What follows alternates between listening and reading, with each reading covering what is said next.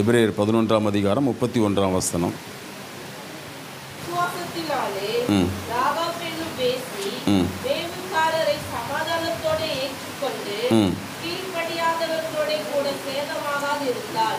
சேதமாகாதிருந்தாள். பாருங்க, ராகாப் என்கிற வேசி அப்படிதான் பைபிள் சொல்லுது இல்லையா? ராகாப்னு சொன்னால் பறந்து விரிந்த அல்லது வலிமையான அல்லது புயல் காற்றின் இரைச்சலை போன்றவள்னு சொல்லி அர்த்தம். ராகாப்னு சொன்னால் பறந்து விரிந்த அல்லது வலிமையான அல்லது புயல் காற்றின் இரைச்சலை போன்றவள் சொல்லி அர்த்தம். இந்த ராகாப் அப்படிங்கிற இவள் வந்து ஒரு கானானிய பெண். கானான் தேசத்தில் இருந்த ஜாதிகள் இருக்காங்க, 7 ஜாதிகள். இவள் வந்து எமோரிய இனத்தை சேர்ந்தவள். இவள் வந்து கானானிய பெண்ணாக இருந்தால் கூட அவளுடைய பேர் வந்து எகிப்திய பேர், ஒரு எகிப்திய கடவுளுடைய பேர் தான் இவளுடைய பேர், ராகாப் சொல்கிறது. இவள் வந்து எரிகோ கோட்டையில் வந்து எரிகோவுடைய அந்த மதில் சுவர் மேலே தான் வீடு இருந்துச்சு. இவள் ஒரு ராஜாங்க வேசின்னு சொல்லுவாங்க. ராஜாங்க வேசினா ராஜாக்கள், அதாவது அரண்மனையில் இருக்கக்கூடியவா, ராஜாக்கள் இடத்துல தான் அவள் என்ன செய்வா, அவள் வந்து பேசுவாள். இவள் வந்து சாதாரண பொதுவான வேசி மாதிரி ஊரில் அந்த வேசி அப்படிலாம் கிடையாது. இவள் ராஜாங்க வேசின்னு சொல்லி சொல்கிறாங்க. அல்லேலூயா. பாருங்கள், ராகாப் ஒரு புறஜாதி பெண். அவள் வந்து கடவுளுடைய உடன்படிக்கையை சேர்ந்தவள் அல்ல. ஆபிரகாம் கிட்ட கத்த சொன்னார் இல்லையா, ஆதியாகமம் 22:18 உனக்குள்ள என்ன செய்யும், பூமியில் வம்சமெல்லாம் ஆசீர்வதிக்கப்படும் சொல்லி ஆதியாகமம் 12:2 12ஆம் அதிகாரம் 22ஆம் அதிகாரத்தில் நீங்கள் படிச்சிருப்பீங்க. உனக்குள்ளே எல்லா வம்சம் என்ன செய்யப்படும், ஆசீர்வதிக்கப்படும், எல்லா ஜாதிகளும் ஆசீர்வதிக்கப்படும். ஸோ இவள் என்ன செய்யப்படுறா, ஆசீர்வதிக்கப்படுகிறாள். பாருங்கள், எபிரேயர் 11:31 நம்ம பார்க்குறோம். எரிகோவில் இறந்து போன எல்லாருமே என்ன பண்ணா, இவளையும் இவள் குடும்பத்தாரையும் தவிர எல்லாருமே என்ன பண்ணிட்டாங்க, செத்து போயிட்டாங்க. எல்லாருமே ஏன் செத்தாங்க அப்படின்னு சொன்னால், அவங்க யார், விசுவாசிக்கவில்லை என்று வேதம் சொல்லுகிறது. நீங்கள் பார்த்தீங்கன்னா அந்த கிரேக்க பைபிளில் பார்த்தீங்கன்னா அபிதேவ் சொல்லும், அபிதேவ் சொல்லும். அபிதேவ்னே ஒரு கிரேக்க வார்த்தை, அப்படின்னா கீழ்ப்படியாமைன்னு அர்த்தம். அது என்னது, கீழ்ப்படியலை. அதை தான் விசுவாசிக்காததை தான் பைபிள் என்ன சொல்லுது, அவங்க கீழ்ப்படியலை. இவன் என்ன பண்ணா, இவன் கீழ்ப்படிதான்னு சொல்லி பைபிள் சொல்லுது.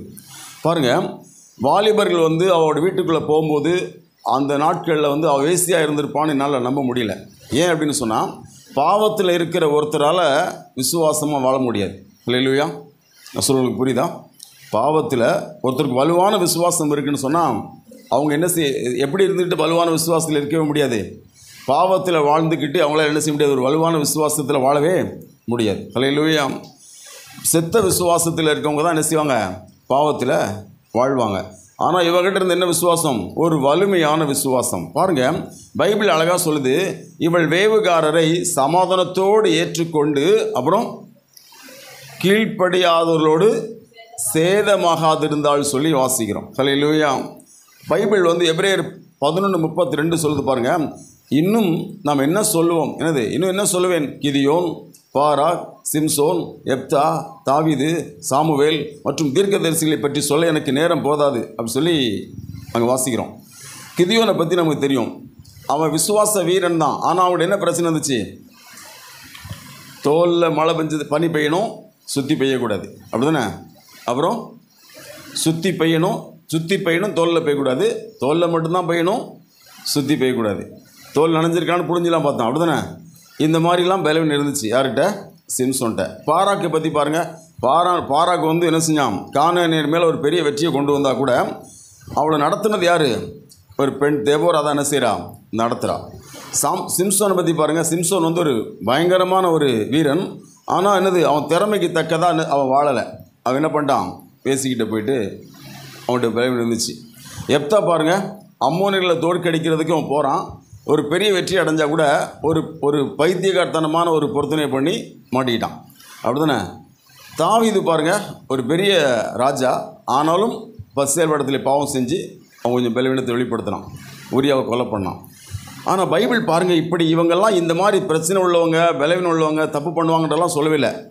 அதெல்லாம் என்ன செய்யலை, சொல்லாமல் அவங்கள வந்து தேவன் வந்து விசுவாச வீரர்கள் அப்படிங்கிற பட்டியலில் கொண்டு வரார். அல்லேலூயா. உங்களுக்கு புரியுதா? அப்போது விசுவாசம் என்ன பண்ணுது, ஏதோ ஒன்று நம்மக்கிட்ட தேடுது. எதை தேடலை, நம்மகிட்ட இருந்த பலவீனத்தை பற்றிலாம் என்ன செய்யலை, தேவன் பேசலை. பாருங்கள், எல்லார்ட்டையும் இருந்துச்சா இல்லையா, எல்லார்டையும் பிரச்சனை இருந்துச்சு. ஆனால் அதை பற்றி பைபிள் சொல்லலை. எதை சொல்லுது, நீங்கள் பைபிளில் பார்த்தீங்கன்னா ராஜாக்கள் புஸ்தகம், நாளாகம புஸ்தகம், 2 புஸ்தகம் இருக்குல்ல. ராஜாக்கள் புஸ்தகத்தில் என்ன படிப்பீங்கன்னா எல்லாமே படிப்பீங்க. தாவீதுலேருந்து பஸ்ஸேபேட பாவம் செஞ்சு படிப்பீங்க, உரியாவை கொலை பண்ண படிப்பீங்க, எல்லாமே படிப்பீங்க. ஆனால் நீங்கள் நாளாகமம் வந்தீங்கன்னா அந்த மாதிரி எந்த பிரச்சனையுமே இருக்காது. நல்ல விஷயம் மட்டும்தான் நாளாகமத்தில் இருக்கும். ஹல்லேலூயா.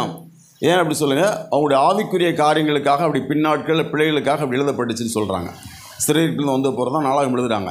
கவனிங்க, இங்கேயும் கூட பாருங்கள், இந்த நிருபத்தை யார் எழுதினான்னு தெரில, பவுல் எழுதினார்னு சொல்லி நான் நம்புகிறேன். நான் ஏன்னா வேறு என்னது எழுத்து நடைகளை பார்க்கும்போது தீமோத்தேயு விடுதலையானான் என்று அறிவீர்களாகனு சொல்லுவான், நான் கட்டப்பட்டிருக்கேன்னு சொல்லுவான். இந்த மாதிரி சில வார்த்தை என்ன சொல்லுது, பவுலாக இருக்கலான்னு சொல்லி அநேகரை நம்ப வைக்கிது. கவனிங்க, இப்போது நம்ம ராகாப்பை குறித்து நீங்கள் பார்த்தீங்கன்னா, ராகாப் வந்து தெய்வீக வம்சவழிக்கு வெளியே தான் இருக்கா. அதுதானே வாக்கு தத்தத்துக்கு அப்புறமானவ தான், வாக்கு தத்தத்துக்கு சொந்தக்காரி கிடையாது. அவள் வந்து என்னது, அவள் வாக்கு தத்தத்துக்கு உரிமை கோரவும் முடியாது. அவள் அந்த கானான் தேசத்தை வந்து இப்போ யாருக்கு தேவன் கொடுத்துருக்கிறாரு? இஸ்ரவேல் ஜனத்துக்கு கொடுத்துருக்கிறார். இவன் வந்து இஸ்ரவேல் கிடையாது, வேறு வா ஒரு எமோரிய பெண்.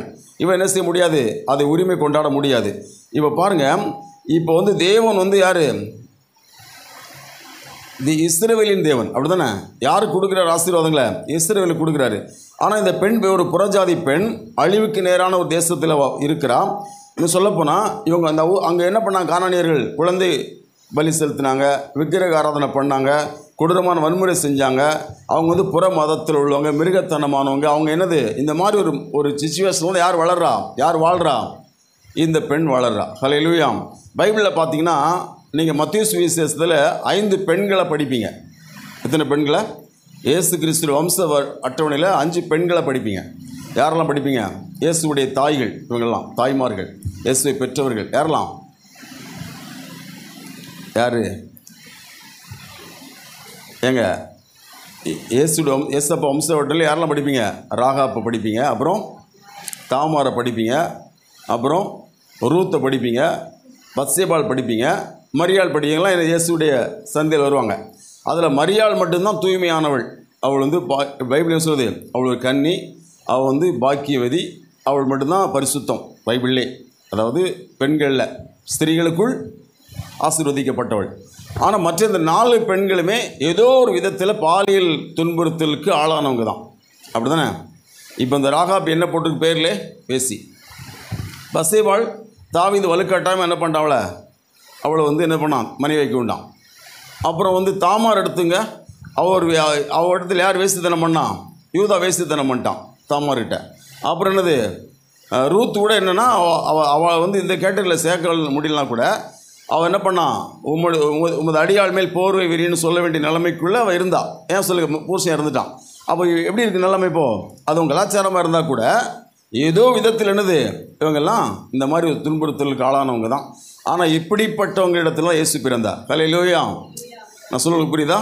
அப்போது தேவன் வந்து அந்த குணாதிசயங்கள் அதெல்லாம் நேசியில் பார்க்கல, அவங்க தேவனுக்கு வேண்டும். ஹல்லேலூயா. அவங்கள தேவன் நேசிக்கிறார். அப்போ விசுவாசங்கிறது அப்படி தாங்க. தேவன் வந்து என்னது, எதை பார்க்குறாரு அப்படின்னு சொன்னால், நம்மகிட்ட இருக்க ஏதாவது மனுஷன் எதை பார்ப்பான் தெரியுமா? நம்மகிட்ட என்னெல்லாம் பிரச்சனை அதை மட்டும் தான் பார்ப்பாங்க. ஆனால் தேவன் பாருங்கள், இதெல்லாம் பார்க்கவே இல்லை. எதை பார்க்குறாரு? எதை பார்க்குறா சொல்லுங்கள்? அவங்களுடைய விசுவாசத்தை பார்க்குறாரு. அவர் விசுவாசத்தை கண்டு அப்படி வாசிக்கிறோமா இல்லையா? அப்போ எங்கள் விசுவாசம் வந்து என்ன பேசுவது பாருங்கள். ராகாப் வந்து ஒரு வேசின்னு சொல்லி பைபிளே சொன்னால் கூட ஏன் அப்படி சொல்லுதுன்னு எனக்கே கஷ்டமாக தான் இருக்குது. அப்படி தானே? ஏன் சொல்லுங்கள்? இவள் வந்து அதுக்கப்புறம் வந்து பைபிள் சொல்லுது, நான் உங்களுக்கு பின்னாடி சொல்கிறேன் அவளை குறித்து. ஹல்லேலூயா. அவள் சேதமாகாது இருந்தாள்னு சொல்லி பார்க்குறோம். யோசுவா 2ஆம் அதிகாரத்தில் தாங்க இவளை பற்றி நம்ம நல்லா பார்க்குறோம். வேதத்தில் பல இடங்கள் வேறு யாக்கோபு புஸ்தகத்தில் இவளை பற்றி சொல்லப்பட்டிருக்கு, எபிரேயரில் சொல்லப்பட்டிருக்கு. முக்கியமாக யோசுவா 2ஆம் அதிகாரத்தில் நீங்கள் வாசிங்க. யோசுவா 2:9 முதல் வாசிங்க, 9 முதல் 11 வரை வாசிங்க.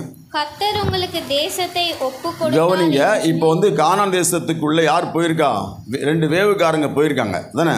வேவுக்காரங்க போயிருக்காங்க. கானானை சுதந்திரிக்க போகிறதுக்கு முன்னாடி யோர்தானுக்கு இந்த பக்கத்தில் மோப் சமவெளியில் இருக்கும்போதே யோசுவா என்ன பண்ணுறான், 2 பேர் அனுப்புகிறான். அங்கே போய் என்ன பண்ணுறாங்க, முதல்ல வந்து எந்த பட்டணத்துக்கு போகிறாங்க? எரியோவுக்கு போகிறாங்க. அந்த அந்த எல்லாம் வேவு பார்க்க போகிறாங்க. அந்த பட்டணத்தை எப்படி ஜெயிக்கலான்னு வேவு பார்க்க போகிறாங்க. அந்த பட்டணம் வந்து அந்த காம்பவுண்டு சுவர் மேலேயே 4 ரதங்கள் ஓடலாமா. அவ்வளோ பெரிய என்னது இது காம்பவுண்டு வால். அதை வந்து இடிக்க முடியாது. சரியா? அதை வந்து மனுஷனை இடிக்க முடியாது. அவ்வளோ மோசமான ரொம்ப ஸ்ட்ராங்கான ஒரு இது. அது மேலே இப்போ அந்த மதில் மேலே தான் ராகாப் வீடே இருக்குது. அந்த மதில் மேலே வீடு கட்டி குடியிருக்கிற அளவுக்கு எப்படி இருக்குது? அந்த மதில் ஸ்ட்ராங்காக இருக்குதுங்க. அந்த கதவை அடைச்சா என்ன உள்ளே போக முடியாது. அப்போது இந்த உள்ளே எப்படி என்ன பண்ணாங்க, எப்படி உள்ளே போயிட்டாங்க. ஆனால் பகலில் கதவை திறப்பாங்க அடைப்பாங்க. இவங்க திறந்தவொன்னு என்ன பண்ணிட்டாங்க, உள்ளே போயிட்டாங்க. உள்ளே போனதுக்கப்புறம் என்னாச்சு, கதவை அடைச்சிட்டாங்க. இவங்க படிக்கிறோமா இல்லையா, கடைசி கதவை அடைச்சிருவாங்க. இவங்க எங்கே இருப்பாங்க, ராகா அப்படி வேசி வீட்டில் தான் உட்காந்துருப்பாங்க. அவங்க என்னது இந்த ஒரு தட்டைகளை பரப்பி என்னது மேலே வீட்டு ஓட்டு மேலே படுக்க வச்சுருப்பா, வீட்டுக்கு மேலே கொண்டு என்ன செய்ய பாதுகாப்பாக வச்சுருப்பா. அப்புறம் காம்பவுண்டு சோருக்கு வெளியில் என்னது இறக்கி விடுவா. அப்போ வீடு வாசல் வந்து அவளுக்கு முன்னாடி அந்த பட்டத்தை நோக்கி இருந்தால் கூட பின்னாடி என்னதுக்கு அவங்களுக்கு இறங்குற மாதிரி வழி இருந்திருக்கு. அப்போ பாருங்கள், இதுதான் வந்து அந்த சூழல். இப்போ வாசிங்க, இப்போ 2 பேர் போயிருக்காங்க. அவங்கள்ட்ட அவள் பேசுகிறா பாருங்க, என்ன பேசுகிறா வாசிங்க. கர்த்தர் உங்களுக்கு தேசத்தை ஒப்பு கொடுத்தார் என்றும் உங்களை பற்றி எங்களுக்கு திகில் பிடித்திருக்கிறது என்றும் உங்களை குறித்து தேசத்து குடிகள் எல்லாரும் சோர்ந்து போனார்கள் என்றும் அறிவேன். நீங்கள் எகிப்திலிருந்து புறப்பட்ட போது கர்த்தர் உங்களுக்கு முன்பாக சிவந்த சமுத்திரத்தின் தண்ணீரை வற்றி போக பண்ணினதையும் நீங்கள் யோர்தானுக்கு அப்புறத்தில் சங்காரம் பண்ணின எமோரியரின் 2 ராஜாக்களாகிய சீகோனுக்கும் ஓகுக்கும் செய்ததையும் கேள்விப்பட்ட போது எங்கள் இருதயம் கரைந்து போயிற்று. உங்களாலே எல்லாருடைய தைரியமும் அற்று போயிற்று. உங்கள் தேவனாகிய கர்த்தரே உயர வானத்திலும் கீழே பூமியிலும் தேவனானவர். போதும் பாருங்க, யோசுவா வந்து சந்தேகத்துக்கு இடம் இல்லாமல் ஒரு விசுவாச வீரர் தான். ஏதாவது சந்தேகம் இருக்குதா யாருக்காவது யோசுவா குறித்து? எந்த சந்தேகமும் கிடையாது. யோசுவா தான் என்னது மோசைக்கு அப்புறம் ஒரு பெரிய தலைவர். பைபிளில் வந்து லீடர்ஸ்ன்னு படிக்க லீடர்ஸ் படிப்பாங்க. லீடர்ஸ்னால் யார்? ஃபஸ்ட்டில் மோசே, அப்புறம் யோசுவா, அப்புறம் சாமுவேல், அப்புறம் தாவீது. இதுதான் லீடர்ஸ் லைனு. அப்போது யோசுவா வந்து யார்? ஒரு பெரிய தலைவன். நமக்கு சந்தேகம் இருக்கா? இல்லை. எபிரேயர் 11 பார்த்தீங்கன்னா தொடர்ச்சியாக படிக்க ஒவ்வொருத்தர் ஆபிரகாம்லேருந்து நீ படிச்சு ஒவ்வொருத்தர் படிச்சுட்டே இருப்பீங்க தானே, லைனாக படிப்பீங்க. படிக்கும்போது ஆபேல், ஏனோக்கு, நோவா, ஆபிரகாம், சாராள், ஈசாக்கு, யாக்கோபு, லைனாக படிக்கிறோம். யோசேப்பு, மோசே. அடுத்து யார் வருவா? யார் வரணும் சொன்ன இல்லையா? ஆபிரகாம், ஆபேல் ஆரம்பிச்சிட்டான் தானே. அப்புறம் ஆபேல், ஏனோக்கு, நோவா, ஆபிரகாம், சாராள், ஈசாக்கு, யாக்கோபு, யோசேப்பு, மோசே. யார் வரணும் அடுத்து? ஆக்சுவலி யோசுவா தான் வரணும். ஆனால் பைபிள் யார் சொல்லுது? ராகாபா சொல்லுது. ஹல்லேலூயா. ஏன் அப்படி சொல்லுது சொல்லுங்கள், புரியுதா? யோசிக்கணும். ஹல்லேலூயா. அப்போது ஏன் அப்படின்னா அதுக்காக யோசுவா வந்து விசுவாசம் இல்லைன்னு அர்த்தம் கிடையாது. ஆனால் இங்கே இந்த எபிரேய ஆக்கியோன் என்ன பண்ணுறான் பாருங்க, அப்படி மோசையிலேருந்து எங்கே வந்துட்டான்? ஜம்ப் ஆகிட்டான். ராகாப்ட ஜம்ப் ஆகிட்டான் பாருங்க. ஹல்லேலூயா. அப்போ ராகாப் வந்து எவ்வளோ பெரிய விசுவாசத்துக்கு சொந்தக்காரியாக இருக்கணும் கொஞ்சம் யோசித்து பாருங்கள். ஹல்லேலூயா. இவன் என்ன பேசுகிறா பாருங்கள். 40 வருஷத்துக்கு முன்னாடி நடந்த விஷயத்த பேசுகிறாங்க. இவங்க எகிப்திலிருந்து புறப்பட்டு எத்தனை வருஷம் ஆகுது? இப்போ தான் கானானில் போகிறாங்களே. 40 வருஷம் முடிஞ்சிச்சு. இப்போது 40 வருஷத்துக்கு முன்னாடி அங்கே எகிப்தில் செஞ்சதெல்லாம் சொல்லுங்கிறான். ஹல்லேலூயா.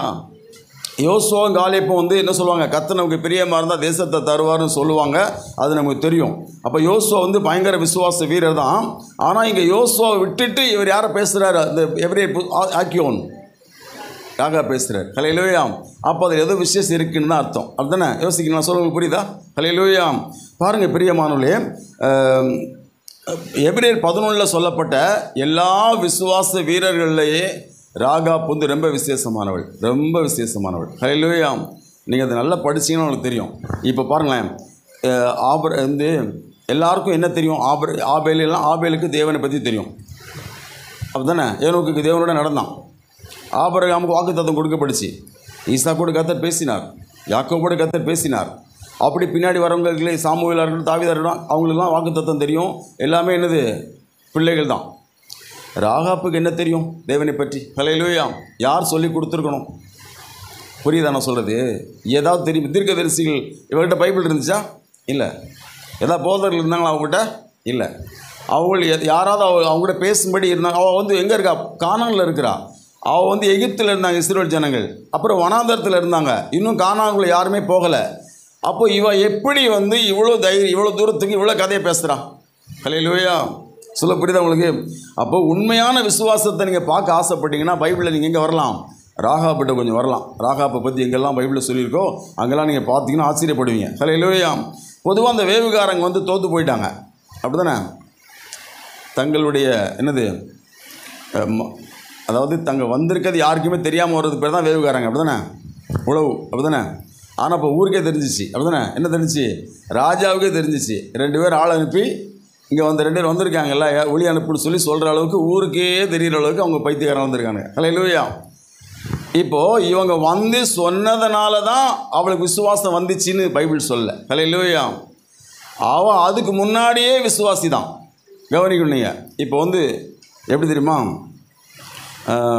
வீட்டுக்கு கதவை தட்டி நாங்கள் வந்து பைபிள் சொசைட்டிலேருந்து வந்திருக்கிறோம், நாங்கள் வந்து இஸ்ரவேல் தேவனை குறித்து பேசலான்னு இருக்கோம் அப்படின்னு கதவை தட்டினாங்களா? இல்லை. ஹல்லேலூயா. அப்படி தானே? அப்போல்லாம் என்ன செய்யலை, எவருமே கதவை தட்டலை. அப்போது இங்கே கவனிக்கணும் நீங்கள், இந்த இவா வந்து இந்த ராகாப்புக்கு வந்து என்ன தெரியுது அப்படின்னு சொன்னால், ராகாப்புக்கு வந்து ஒரு பெரிய போராட்டம் வருதுன்னு நல்லா தெரியுது. ஒரு பெரிய பிரச்சனை இருக்குது, பெரிய ஆபத்து இருக்குதுன்னு என்ன செய்யுது ராகாப்புக்கு நல்லாவே தெரியுது. ஒரு 3 காரியத்தை நான் உங்களுக்கு சொல்ல விரும்புகிறேங்க.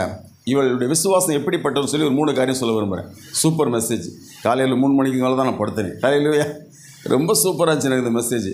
உறக்கம் சுத்தமாக எனக்கு வரவே இல்லைங்க, வரவே இல்லை. அப்புறம் நானாக தான் போய் என்ன செஞ்சேன், 4 மணி வாக்கில் என்ன போய் படுத்தேன்னு நினைக்கிறேன். கவனிங்க நீங்கள், 3 மணி இருக்கும் ஏறக்குறையா.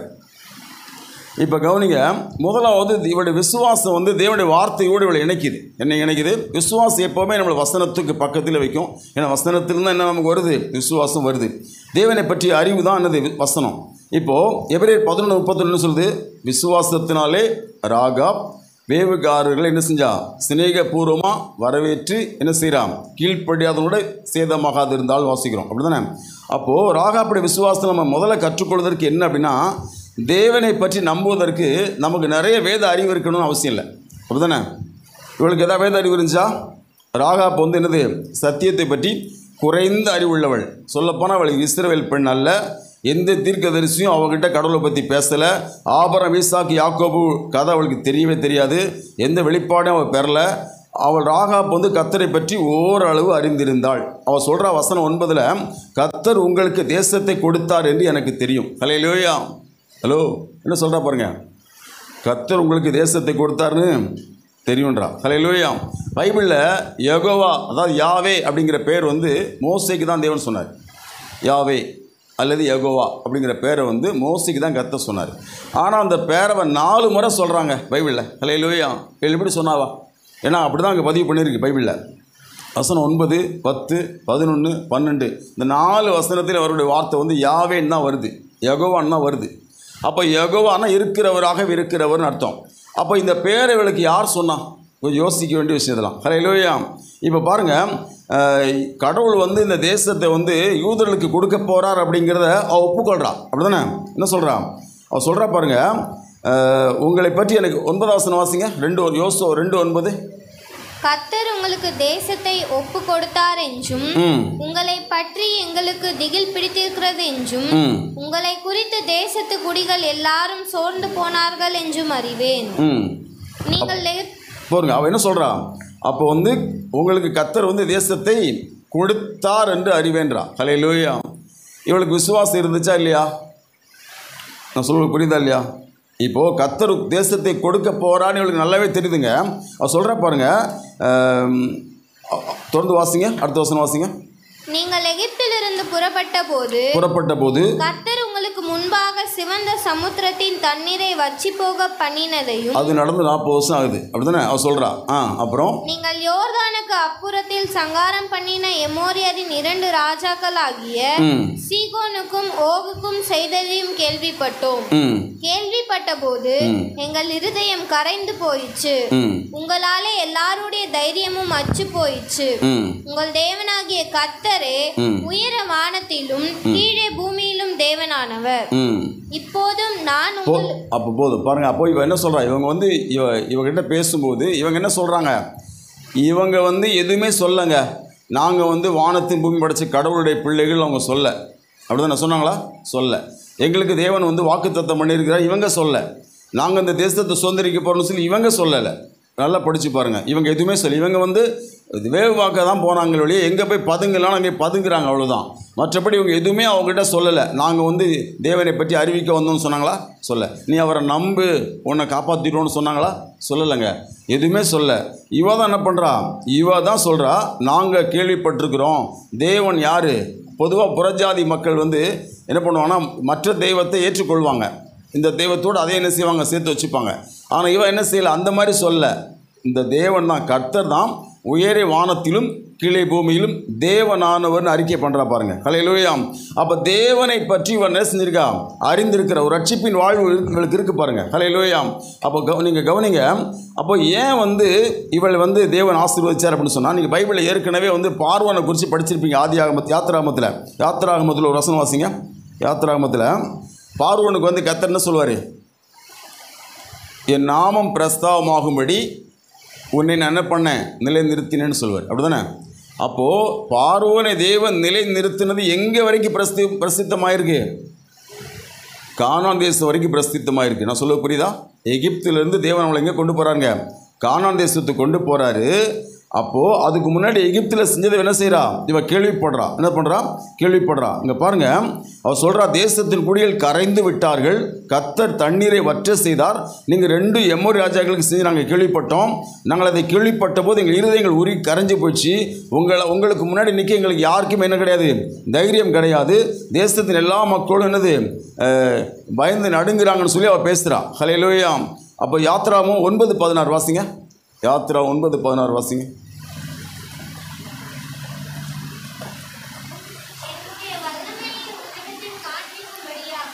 ம் ம் ம் ம் ம் போதும். அப்போ என்ன சொல்கிறார் தேவன்? என்ன சொல்கிறாரு? என் நாமம் பூமி எங்கும் பிரஸ்தாவமாகிறதுக்காக நிலைநிறுத்தினார். ஹல்லேலூயா.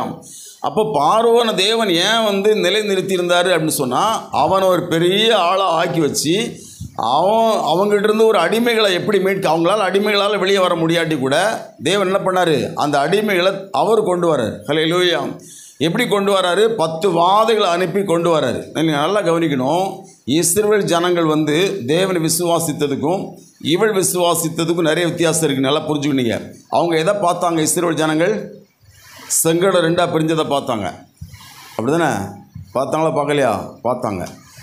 தேவன் வந்து எகிப்தின் தலைசன்களை சங்கரித்ததை பார்த்தாங்க. நைல் நதி ரத்தமாக போனதை பார்த்தாங்க. நிறைய அற்புதங்கள் எல்லாம் கண்ணால் கண்டவங்க தான் என்ன சொன்னாங்க? நமக்கு ஒரு தலைவன் ஏற்படுத்தி கொண்டு எகிப்து போவோன்னாங்க. இந்த மாதிரி அற்புதங்களை கண்டவங்க என்ன பண்ணாங்க? கர்த்தர் எங்களை கொண்டு போடுறதுக்காக இங்கே கொண்டு வந்தார்னு சொன்னாங்க. இஸ்ரவேல் ஜனங்கள் வந்து சொல்லப்போனால் விசுவாசம் இல்லாமல் செத்தே போயிட்டாங்க வனாந்தரத்தில். ஹல்லேலூயா. எல்லாத்தையும் கையில் வந்து பைபிளை வச்சுக்கிட்டு செத்தாங்க. சொல்லப்போனால் வாக்குத்தத்தத்தை வாங்கி வச்சுட்டு செத்தாங்க. அப்படி தானே? மேக ஸ்தம்பத்துக்குள்ளே தேவ பிரசன்னத்தில் வாழ்ந்து செத்தாங்க. வானத்திலிருந்து தூதர் சாப்பிட்ற அப்பத்தை சாப்பிட்டுட்டு செத்தாங்க. தேவனுடைய சத்தத்தை கேட்டு செத்தாங்க. தேவ மகிமை பார்த்து செத்தாங்க. ஹல்லேலூயா. இவள் இப்படி எதையுமே பார்த்ததில்லை, கேட்டது கிடையாது. ஆனால் வாழ்ந்தாள். பைபிள் சொல்லுது, அவள் இஸ்ரவேலின் நடுவே குடியிருந்தாள். ஹல்லேலூயா. அவள் இஸ்ரவேலின் நடுவே குடியிருந்தாள். இயேசுவின் தாயாய் மாறி போனா பாருங்க. ஹல்லேலூயா. எப்படி இந்த விசுவாசம் வந்துச்சு யோசிக்க தெரியுதா உங்களுக்கு? ஏங்க, கண்ணால் பார்க்குறான், மோசேயுடைய கற்பலையை கொண்டு வந்து கொடுக்குறான். அதுதானே? அதில் இருக்கிறதெல்லாம் வாசிக்கிறான், நின்று கேட்குறாங்க. அப்படி தானே? பூமி 2ஆக புழக்கதை பார்க்குறாங்க. எவ்வளோ அற்புதங்களை அவங்க கண்ணால் பார்த்தாங்க. தேவ சத்தம் கேட்கும்போது என்ன சொன்னாங்க? ஐயோ, தேவன் பேசுறது எங்களுக்கு பயமாக இருக்குது, மோசே நீ பேசுனாங்க. அப்போ தேவ சத்தம் கேட்குறாங்க. இவ்வளோ காரியம் நடந்தும் அவர்கள் கேட்ட வசனத்தை விசுவாசம் இல்லாமல் கேட்டபடியால் இளைப்பாறுதல் பிரவேசிக்க கூடாமல் போயிட்டுன்னு பைபிள் சொல்லுது. ஹல்லேலூயா. அவ்வளவு செஞ்சு தேவன் பண்ணினாரு. அவ்வளவு தேவனுடைய ஆசீர்வாதத்தை பெற்று ஞான கண்மலை தண்ணியை குடித்தாங்களாம். இயேசு கிறிஸ்துவுடைய தண்ணீரை குடித்தாங்களாம். அப்படிதானே? ஞான கண்மலையின் தண்ணீரை குடித்தார்கள், ஞான போஜனத்தை புசித்தார்கள். அவ்வளவு செஞ்சும் அவங்களுக்கு விசுவாசம் இல்லைன்னு பைபிள் சொல்லுது. ஹல்லேலூயா. அவங்க விசுவாசியாதபடினாலே தேவனுடைய இளைப்பாறுதல் அவங்களை பிரவேசிப்பதில்லை என்று தேவன் கோபத்திலே ஆணையிட்டாராம். ஹல்லேலூயா. ஆனால் இங்கே ஒருத்தியை பாருங்க, இவளுக்கு வாக்குத்தத்தமும் தெரியாது, இவளுக்கு அற்புதமும் தெரியாது, தேவ சத்தம்னு என்னன்னு தெரியாது. ஆனால் சொல்கிறா, என்ன சொல்கிறா? உங்களுக்கு தேவன் தேசத்தை கொடுத்தார். ஹல்லேலூயா. என்ன வார்த்தைங்க இது? ஹல்லேலூயா. அப்போ இந்த தேசம் வந்து வாக்குத்தத்தம் பண்ணப்பட்டிருக்குன்னு அந்த வார்த்தை வசனம் இல்லை விஷயம் என்னன்னா, தேவனுடைய வார்த்தையை பற்றி என்னது அவள் என்ன அறிவு பாருங்க, தேவனை பற்றி என்ன ஒரு அறிவு பாருங்க. முதலாவது அப்போ விசுவாசம் என்ன செய்யும்னா, நம்மை வந்து என்ன செய்யும், வசனத்துக்குள்ளாய் தான் முதல்ல தேவனை பற்றி அறிவுக்குள்ளே தான் முதல்ல நடத்தும். அதான் விசுவாசம். ஹல்லேலூயா. உங்கள் தேவன் வந்து எங்கள் தேவனுடைய வலிமையானவர்னு சொல்லலை, அப்படிதானே? என்ன சொன்னாவா? என்ன சொன்னா? உங்கள் தேவன் தான் தேவன் சொன்னான். அப்படி தானே இருக்குது. ஹல்லேலூயா. பாருங்க, ராகாப் வந்து தேவன் யார் என்பதை அறிந்திருந்தாள். அதான் முதல் விஷயம். ஹல்லேலூயா. யோசுவா 2:10 வாசிங்க. 2:10 வாசிங்க. நீங்கள் எகிப்திலிருந்து புறப்பட்ட போது கர்த்தர் உங்களுக்கு முன்பாக சிவந்த சமுத்திரத்தின் தண்ணீரை வற்றி போக பண்ணினதையும், நீங்கள் யோர்தானுக்கு அப்புறத்தில் சங்காரம் பண்ணின எமோரியரின் 2 ராஜாக்கள் ஆகிய போதும். அப்போ என்ன சொல்றாவா? நீங்கள் புறப்பட்ட போது அங்கே சொல்லிட்டா இல்லையா? இங்கே கவனிங்க, இவா யார், ராகாப் யாருன்னு சொன்னால், இவங்க 400 வருஷம் எங்கே இருந்தாங்க? எகிப்தில் இருந்தாங்க. ஏன் எகிப்தில் இருந்தாங்க? ஏன் 400 வருஷம் எகிப்தில் இருந்தாங்க? தேவன் என்ன சொன்னார் ஆபிரகாமுக்கு? உன்னுடைய ஜனங்கள் வந்து 400 வருஷம் எகிப்தில் இருப்பாங்க. ஏன்னா இந்த கானான் தேசத்தில் வந்து வாழ்கிற 7 ஜாதி இருக்குல்ல, அவங்களுடைய எமோரியர் வந்து ரொம்ப தப்பு செய்வாங்க, அவங்களுடைய அக்கிரமம் நிறைவாகலன்னு சொன்னார். ஹல்லேலூயா. எந்த ஜனம் வந்து அக்கிரமமான ஜனம் அப்படின்னு தேவன் சொன்னாரோ அந்த ஜனத்தில் பிறந்தவ தான் அந்த ராகாப். ஹல்லேலூயா. சொல்ல புரியுதா உங்களுக்கு? எமோரிய இனத்தை சேர்ந்தவள் தான் யார்? இந்த ராகாப். அப்போ இவள் அழிவாங்கிறதான் வாக்கு தத்துவம். இவளுக்கு சொல்லப்போனால் என்ன அவங்களுக்கு இறங்க வேண்டாம், அந்த ஜாதி என்ன பண்ணிட்டு நீங்கள் அழிச்சிருங்கன்னு தான் கத்த சொன்னார். அப்போது தேவன் வந்து எந்த ஜாதி அழிக்க சொன்னாரோ, எந்த ஜாதி வந்து அழிவுக்கான ஒரு ஜாதியோ, அந்த ஜாதியில் பிறந்த ஒரு பெண்ணுக்கு இவ்வளோ விசுவாசம் பாருங்களேன். ஹல்லேலூயா. பயங்கர விசுவாசங்க, பயங்கர விசுவாசம். ஹல்லேலூயா. பாருங்க, இவளுக்கு என்னன்னா கடவுள் யாருன்னு தெரியுதுங்க. அவர் என்ன செஞ்சார், என்ன செய்வார், இதான் அவளுக்கு அறிவு. தேவனை பற்றி அறிவு தான். அவர் யார்? வானத்திலும் பூமியிலும் அவர் தான் கடவுள் சொல்கிறார். அவர் வந்து என்ன பண்ண, ஒரு ஜனத்தை எகிப்திலிருந்து புறப்பட பண்ணார். அவர் வந்து தேசத்தை உங்களுக்கு கொடுக்குறாருங்கிற அறிவு அவளுக்கு இருக்குது. அப்புறம் நாளைக்கு என்ன பண்ணுவார், அவர் கானானில் உள்ள புறஜாதியை அழிக்க போகிறாரு, நியாய தீர்ப்பு செய்வார் அவளுக்கு தெரியுது. அப்போ தேவன் வந்து என்னது, அவர் பெரியவர்னு அவளுக்கு தெரியுது. அவர் வந்து ஒரு ஜனத்தை என்ன செய்கிறாரு, விடுவிக்கிறாருன்னு தெரியுது. அவர் வந்து நியாய தீர்ப்பு செய்வார்னு அவளுக்கு நல்லா தெரியுது. அப்போ இப்படி தேவனை பற்றி அவளுக்கு என்ன இருக்குது, நல்ல விசுவாசம் இருக்குது. மிக எளிமையான விசுவாசம் தான் அவளுக்கு. அவள் வந்து என்ன வேத அறிவு, அவளுக்கு பைபிள் நாலேஜ் அவளுக்கு இல்லை, அவங்ககிட்ட பாஸ்ட் இல்லை, அவங்ககிட்ட விசுவாச நண்பர்கள் கிடையாது. அவளுக்கு என்ன தெரியுது, பரலோகத்தின் தேவர் பெரியவர்னு தெரியுது. ஹல்லேலூயா. அவர் பூமியில் நியாய தீர்ப்பை கொண்டு வருவார் நல்லாவே தெரியுது. ஹல்லேலூயா. அவர் தம் மக்களோட வாழ்றாருன்னு தெரியுது. ஹல்லேலூயா. அவர் சொல்றாள, உங்க கூட கர்த்தர் இருக்கிறாரு, உங்களுக்கு தேவன் தேசத்தை கொடுப்பாருன்னு சொல்றாள. ஹல்லேலூயா. அப்ப பாருங்க, இப்படிப்பட்ட ஒரு பெண் யாரு? ராகாப். ஹல்லேலூயா. பாருங்க, அவன் சொல்றா, தேவன் வந்து உங்களுக்கு கொடுத்த வாக்கு தத்தத்தை கண்டிப்பாக நிறைவேற்றுவாருன்னு சொல்றான். அப்படி தானே? தேவன் கொடுப்பார். அந்த வார்த்தை கவனிச்சிங்களா? இவங்களுக்கு கூட என்ன விசுவாசம் கிடையாது. இஸ்ரவேல் ஜனங்களுக்கு தேவன் தேசத்தை தருவார்னு இவங்க நம்பலை. அப்படி தானே? அங்கே போயிட்டு வந்தவங்க என்ன சொன்னாங்க, போயிட்டு வந்து வேவு பார்த்துட்டு வந்தவங்க என்ன சொன்னாங்க, அதெல்லாம் நமக்கு கிடைக்காதுன்னாங்க. ஆனால் ராகாப் என்ன சொல்கிறா, தேவன் உங்களுக்கு தேசத்தை ஒப்பு கொடுத்தார் என்று அறிவேன். ஹல்லேலூயா. அப்போது நம்ம என்ன செய்யணும்னா, அந்த ராகாப் என்ன கற்றுக்கொள்கிறோன்னா, அவள் தேவனை பற்றி அறிவுள்ளவளாக இருக்கிறாங்க. தேவனை பற்றி யார் அறிவுள்ளவங்களாக இருக்கிறாங்களோ அவங்க தான் எப்படி இருப்பாங்க, ஆசீர்வாதமாக இருப்பாங்க. ஹல்லேலூயா. இந்த ராகாப் யார் தெரியுங்க உங்களுக்கு? யார் தெரியுமா? போவாசுடைய அம்மா. ஹல்லேலூயா. பைபிள் என்ன சொல்லுது, ராகாப் என்னது, சல்மோன் ராகாப்பிடத்தில் போவாசை பெற்றால் வாசிக்கிறோம். போவாசை பற்றி பைபிளில் படிக்கும்போது பைபிளையே வந்து ரொம்ப பரிசுத்தம் யார் தான்? யோசேப்பை விட போவாஸ் தான் பைபிளையே உன்னத பரிசுத்தம். ஹல்லேலூயா. ஒரு பெண் பக்கத்தில் வந்து படுத்திருக்கிறதுக்கு யோசேப்பிட்ட வந்து பேச தான் செய்வாள். ஆனால் என்னது, இவங்கிட்ட பக்கத்தில் படுத்தே இருப்பா. அப்போ என்ன சொல்லுவான் போவாஸ், அருண்டு என்ன பண்ணுவான், வாசிக்கிறோமா இல்லையா? அப்படிப்பட்ட ஒரு மகனை பெற்றவள் தான் இந்த ராகாப். ஹல்லேலூயா. யாராவது ராகாப்பை வந்து வேசின்னு சொல்ல முடியுமா? போவாசுடைய அம்மா வேசின்னு சொல்ல முடியுமாங்க? அப்போ ரட்சிக்கப்பட்ட பின்பு அவள் சல்மோனை கல்யாணம் பண்ணதுக்கு பின்பு அவள் எவ்வளோ பரிசுத்தமாக வாழ்ந்திருப்பான்னு நம்ம சொல்ல வேணாம், போவாசை பார்த்தாலே தெரியுது. ஹல்லேலூயா. அப்படி தானே பைபிள் சொல்லுது. என்ன சொல்லுது? சல்மோன் யாரை பெற்றான்? ராகாப்பிடத்தில் போவாசை பெற்றாள். ஹல்லேலூயா, பெற்றான்.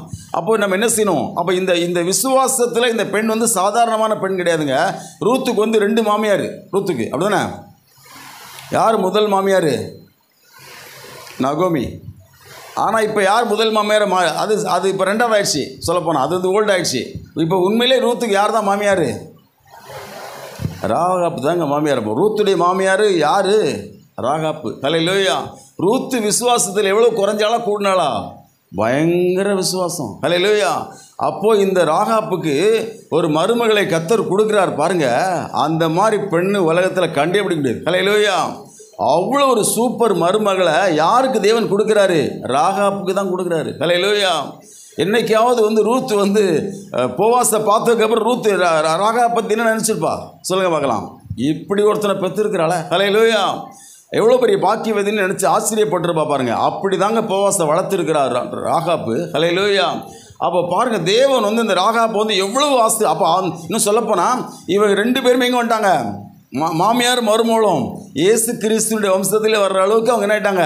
அவங்க உத்தமமாக இருக்கிறாங்க. பிரியமான தேவஜனமே, அப்போ பாருங்கள், இந்த எரிகோல் வந்து என்ன பண்ணுறா?